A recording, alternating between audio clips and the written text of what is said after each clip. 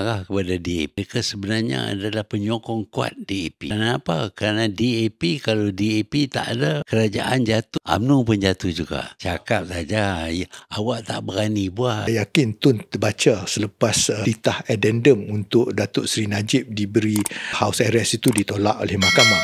Berlaku sedikit pertukaran kata-kata yang amat kasar di antara UMNO dan DAP tu. So DAP seolah-olah celebrate keputusan itu. Walaupun ramai orang berpandangan bahawa okeylah, itu keputusan mahkamah, kita tak tentang, and mungkin patut Datuk Seri Najib kena atau tak patut, terserah pada pandangan masing-masing. Tapi ada pandangan mengatakan DAP melampau. Kenapa? Sepatutnya orang yang sudah jatuh, kita tak kick them in the face lah. Orang dah jatuh, kita tak tendang lah, kata itu yang paling kurang. Tapi DAP dengan lantang mengeluarkan kata-kata bahawa this is something to celebrate New Year. And then UMNO pula nampak marah lah.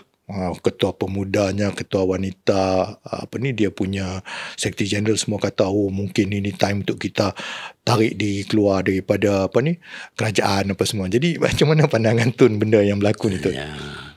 Ya, UMNO punya reaksi nampak seolah-olah mereka marah kepada DAP. Tapi mereka juga sedar bahawa kalau mereka tidak ada dalam kerajaan, pemimpin mereka akan dihadap dengan tindakan mahkamah. Sebab itu, walaupun marah kepada DAP, mereka sebenarnya adalah penyokong kuat DAP. Kenapa? Kerana DAP, kalau DAP tak ada, kerajaan jatuh, UMNO pun jatuh juga.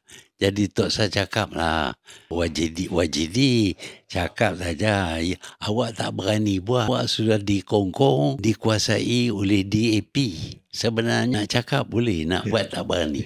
So dengan atas itu Tun, adakah Tun berpandangan bahawa ini semua cuma orang kata kalau orang putih cakap, storm in the teacup sajalah, Tun?